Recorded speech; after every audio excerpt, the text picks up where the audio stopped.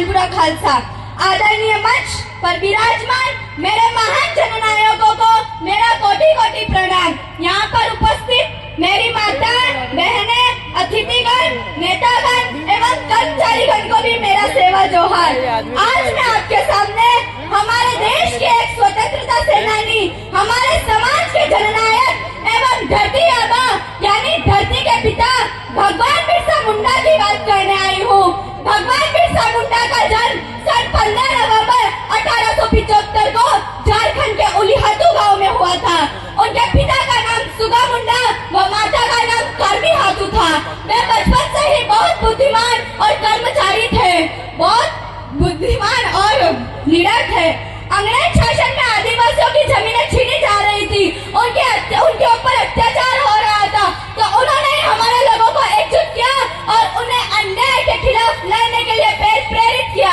बिरसा मुंडा जी कहते थे कि अपनों से मत लड़ो, बल्कि अपने हक अधिकार के लिए उन लोगों से लड़ो जो तुम्हारे अधिकारों पे कब्जा किए बैठे हैं।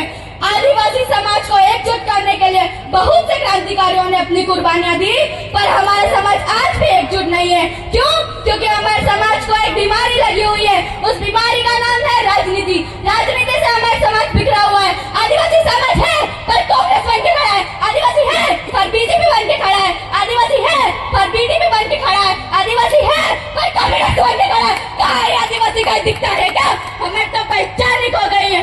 अगर ऐसे ही समाज बिखरा रहेगा तो कितनी भी जयंती मना लो, समाज एकजुट नहीं हो पाएगा।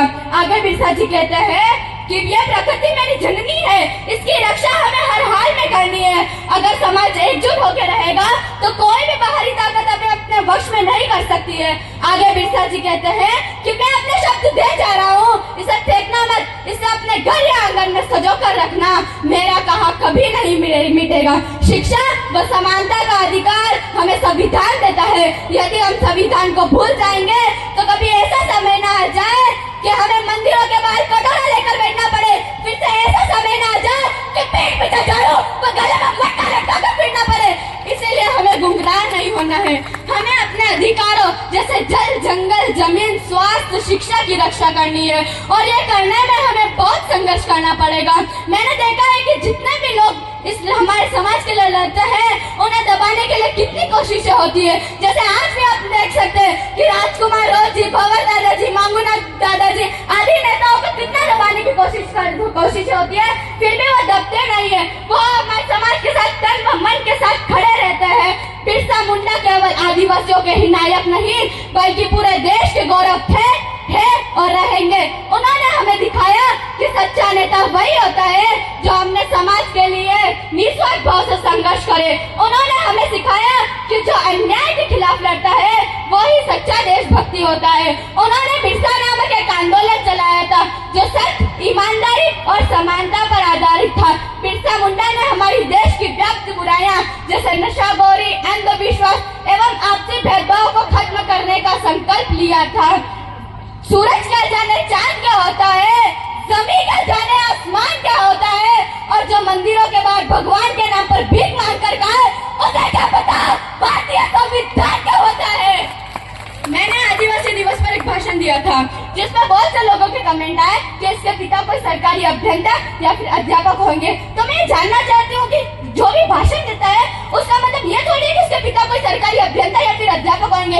एक मामूली से किसान का बच्चा भी तो भाषण दे सकता है, क्या उसको यह अधिकार नहीं है?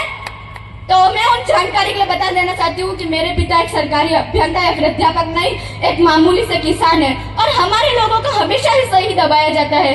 कैसे? एक बार हम आदिवासी दिवस मनाने के लिए इकट्ठा हुए थे तो हमारे एक सामाजिक कार्यकर्ता ने मंच पर 5वीं अनुसूची व पैसा एक्ट के बारे में बताना चाहा, तो उन्हें कुछ दबंग व राजनीतिक लोगों ने उन्हें मंच से नीचे उतार दिया। मैंने सुना है कि संविधान में हर एक नेता को या फिर हर एक सामाजिक कार्यकर्ता को बोलने का अधिकार मिला है, तो उन्हें मंच से क्यों नीचे उतार दिया गया?